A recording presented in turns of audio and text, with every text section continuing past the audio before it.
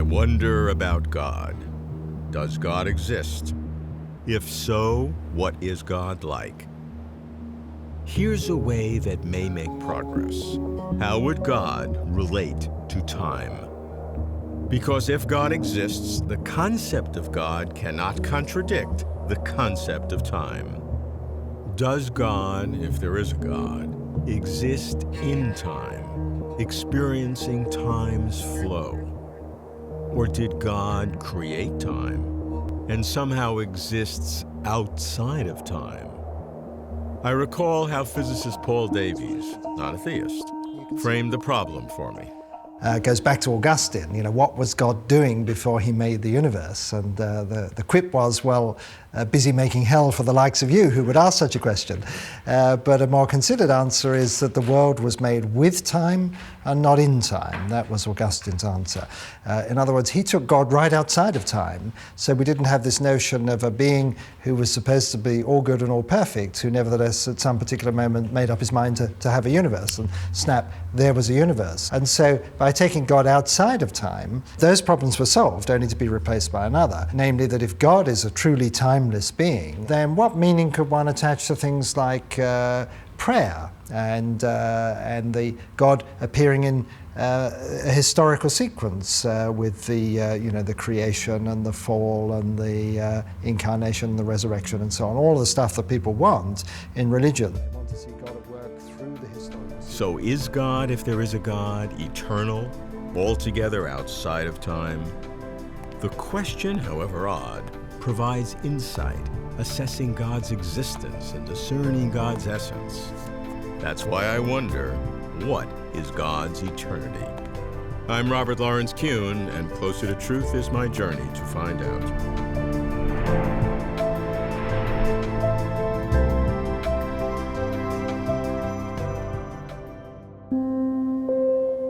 If a supreme being exists, if an all-powerful, all-knowing God created the universe, then how such a God relates to time must make sense. Theologians debate whether God is temporal or atemporal, in time feeling its flow as we are and we do, or timeless, eternal, independent of time, as we can hardly imagine. God in time, that I can almost grasp. God not in time, God eternal, that I cannot at all grasp. But to try to consider God, or to try to know God, I must try to apprehend God's eternity.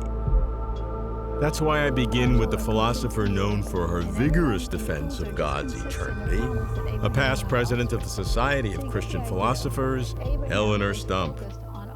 Eleanor, to understand what it's all about, I can't imagine anything more powerful than understanding the concept of eternity, what God's eternity could possibly be. The idea of God's eternity is the idea of a duration bigger than that of time. Your sense of enduringness in time is illusory because what's present is now, and now in time is an instant. What would happen if you could take now and stretch it out indefinitely without having it fall apart immediately into past and future? What would that be? An infinitely existing present is a bigger, metaphysically bigger mode of existence. The idea of God's eternity is that God is outside time, not as a frozen, immovable instant that can do less than you can do, but as something metaphysically much bigger than you, whose present encompasses all of your world, all of time. Now, how does it encompass it? Well, like this, see? When we are at this now, and we connect to God in His eternity, what we are connecting to simultaneous with us is everything in eternity, because that's what there is in eternity, all now. When God in His eternity connects to us, relates to us in time, from His point of view, each moment of time as it's present is simultaneous with the one now, which is His mode of duration. These are two equally real modes of duration. Time is not illusory. Timeless eternity is not illusory. They don't reduce to any third thing. Can God foreknow the future? No, absolutely not. There's no future from his point of view. This which is truly and really future with respect to us is now for him, as each instant of time is present, really, absolutely present. It's simultaneous with his whole life. In the real mode of duration, which is time, only one instant is now. But when God in his bigger here relates to time, then all of it is now for him. That's the basic idea.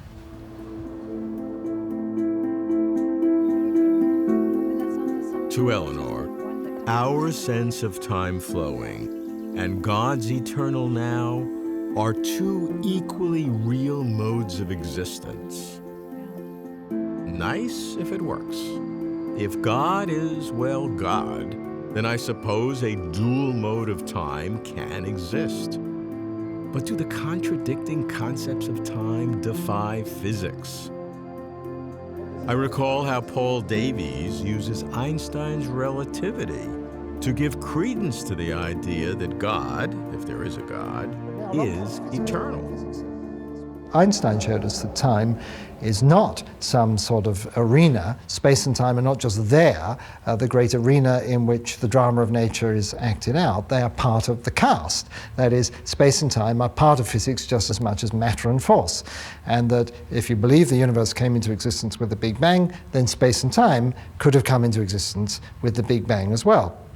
Just as Augustine said that the world was made with time and not in time. So physics tells us that time is part of the physical universe, and if you want to have a God who is somehow responsible for this physical universe, then this God has to be outside of time.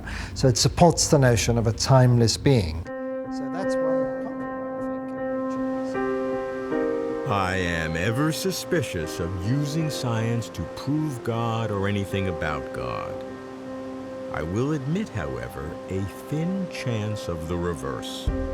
If there exists an eternal God, and if that God created the universe using general relativity, then general relativity can reflect the nature of its creator. But God's eternity seems so alien. No before, no after. How to get perspective. I pursue this with a philosopher of religion whose specialty is God's relationship to time, Gregg Ganssle. The traditional view throughout the history of theology and philosophy has been that God is eternal, meaning that God is not in time at all. And there are two elements to this. One is that God is not located at any time.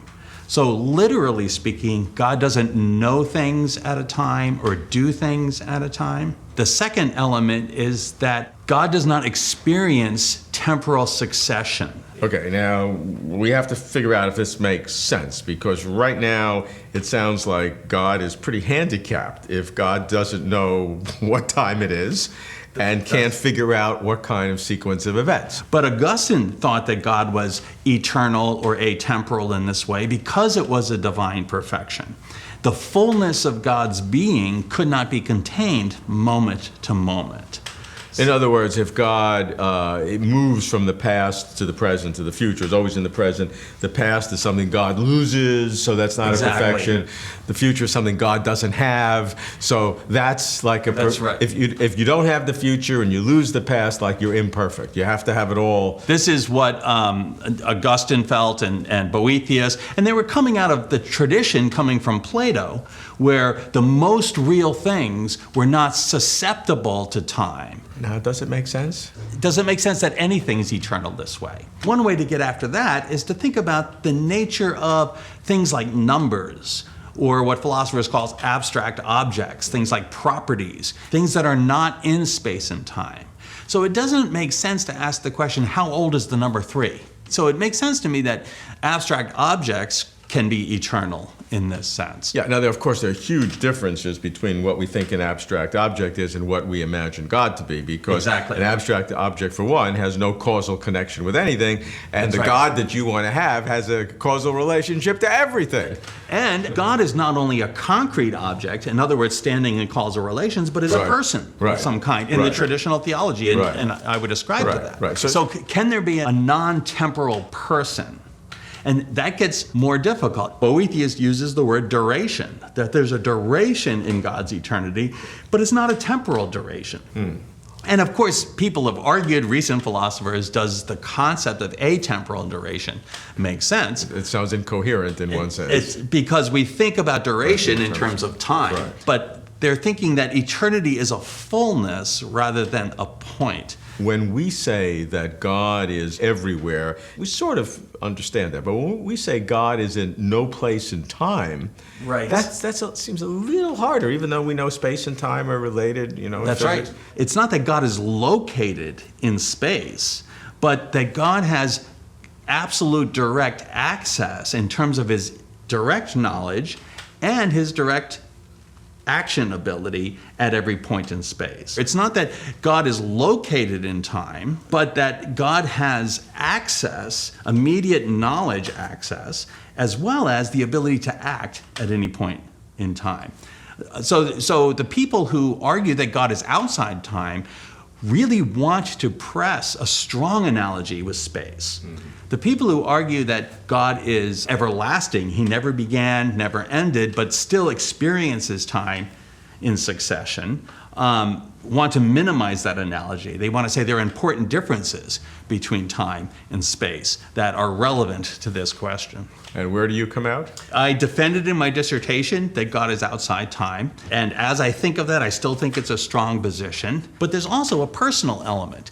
When I think about relating to God, when I pray, I don't picture God as being outside time. There are strong arguments on both sides, but we'll have to see. So there are two aspects of God's eternity. God is never located at any time, and God does not experience temporal succession. Chillingly bizarre. But progress? Not progress in assessing the reality of such a God, but perhaps progress in seeing in the dark a glimpse of a shadow of what such a God might be like. But when no solutions to the problems of God and time really work, could there be something wrong with the concept of God? I visit Christian philosopher William Lane Craig, who offers a different solution. Best to start with the kinds of questions about God and time. Does it make sense to talk about a timeless person? And if so, how should we conceive the life of God?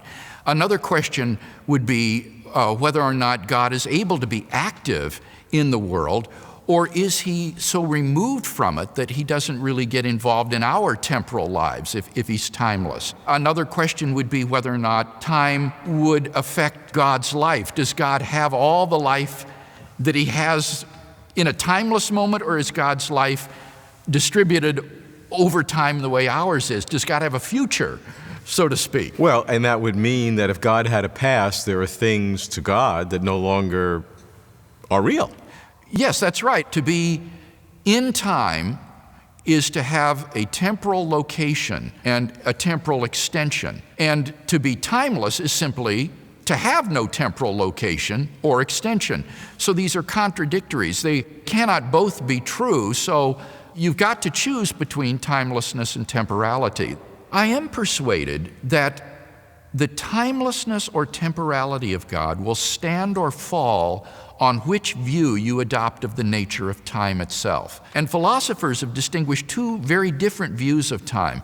One is a dynamic view of time that says that past, present, and future are objective, and that the past is gone, the future is merely potential, only the present is real. The other view of time says that all moments and events in time are equally real, and temporal becoming is just an illusion of human consciousness. Now, those are very different views of time, and I think that how you conceive of time will radically and fundamentally determine how you view God's eternity and his relationship to time. If you want to have a timeless view of God, then I think you need to go with this tenseless view that sees time as just a part of a four-dimensional block, and God exists outside the block, and he sustains the block in being. And can see or interact with any point in this block. Exactly. And any point in this block has a time component to it. That's right. Does that mean, though, in God's own internal mental life, if we can say that, that there are no sequence of events? That would imply that. A timeless God would be a God who experiences no past, present, and future, no earlier and later. He would know of things in the block that they are earlier and later than each other. But for God, the whole block would just be there in a single timeless moment, as it were. I think that this view is just filled with philosophical and theological problems that render it implausible. One of the arguments asks, why did God wait so long to create the universe? This is a question that Leibniz pressed against Newton and his followers like Samuel Clarke. And I think that it is a sound argument against thinking that God has endured through an infinite sequence of temporal moments prior to the moment of creation. And so that implies that time must have had a beginning, and that in some mysterious way God existed not before time, that would be a self-contradiction, but he existed in some way beyond time.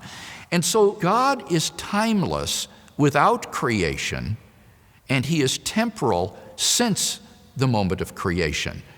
So the decision to create on God's part is a decision to enter into time in order to relate to his creatures. Once that decision was made, it's irrevocable. I think that's right. I think that's right. But of course, God does that. Bill champions the novel idea that prior to creation, God was timeless or eternal. And after creation, God became temporal or in time. But God then became trapped, never able to revert to God's timeless, eternal state? For God, that feels awkward. Something's amiss. The philosophical tradition of exploring God and time is rooted in the Catholic Church. I meet Father Robert Spitzer, a Jesuit philosopher who knows physics. Time's a non-contemporaneous continuum.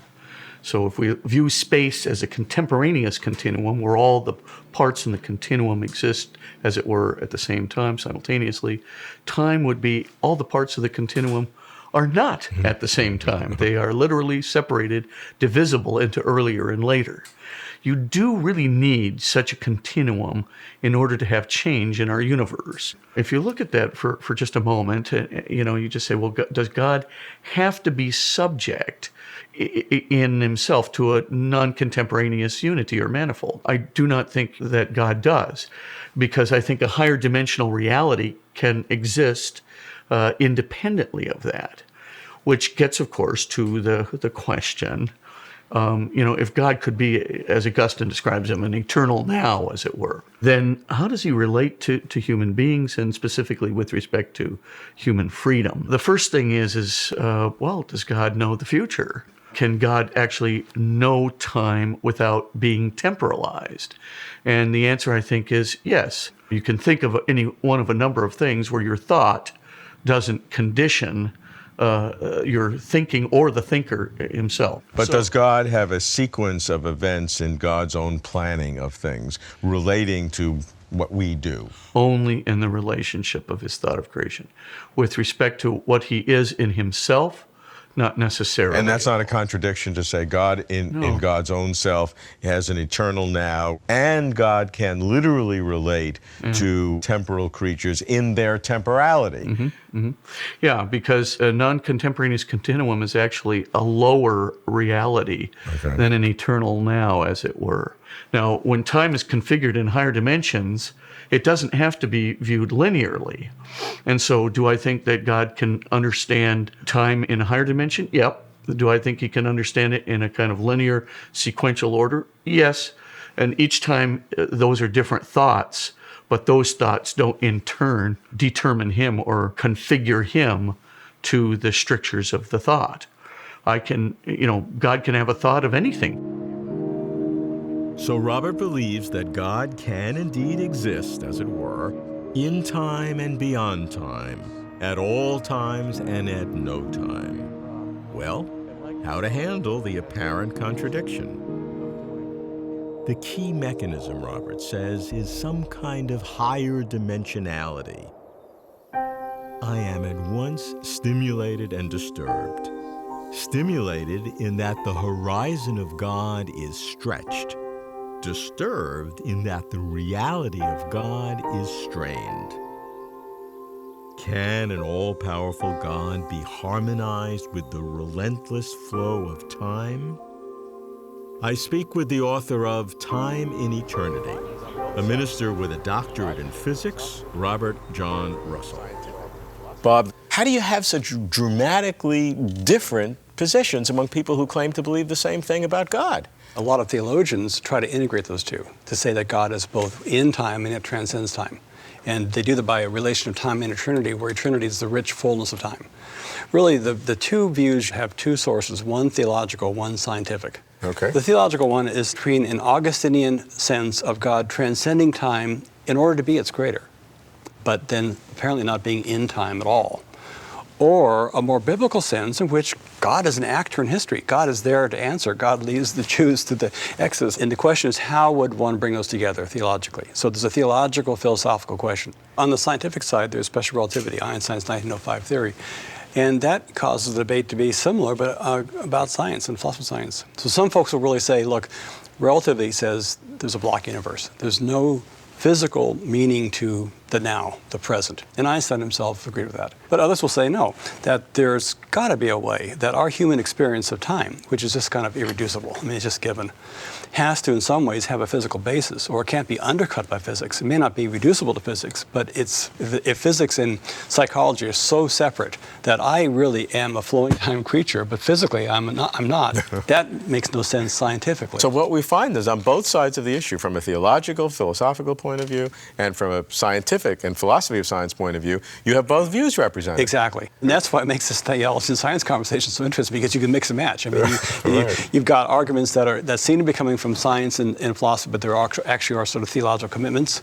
So some folks will argue that God is in time, and they may be saying it because they really believe that you have to preserve human freedom, or God, the efficacy of prayer, or the history of salvation, which is God acting in history. But they may also be saying because they want to give a flowing view of physics, and they argue against the block universe. Some will do it more metaphysically. For example, process theology gives you a metaphysical system in which the world is becoming, it's dynamic. The phrase is, nothing becomes, becoming is. You ontologize becoming. There's only the moment in which things become actual and concrete, and they die, they perish, and the next moment is born out of them.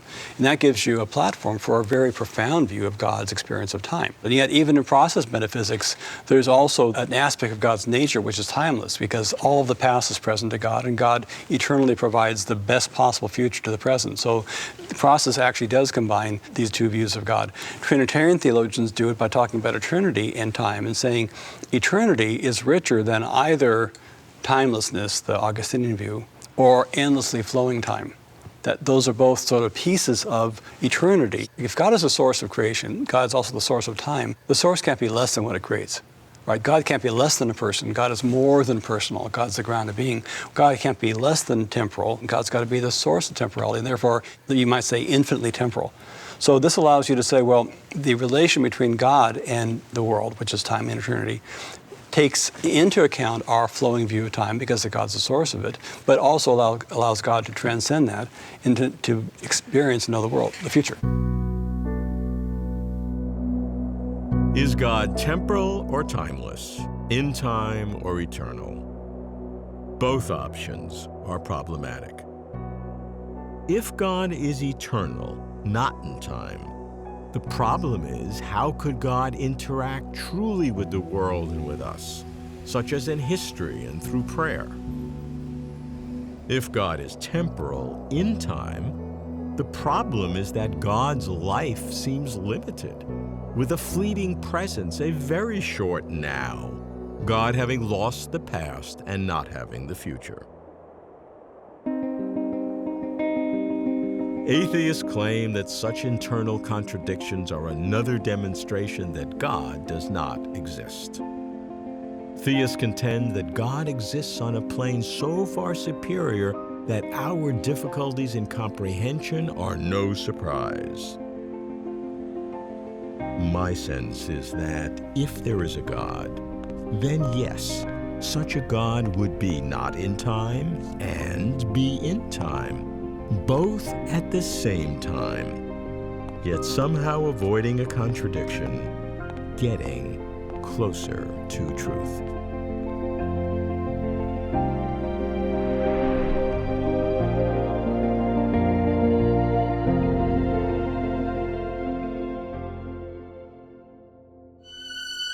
For complete interviews and for further information, please visit closertotruth.com.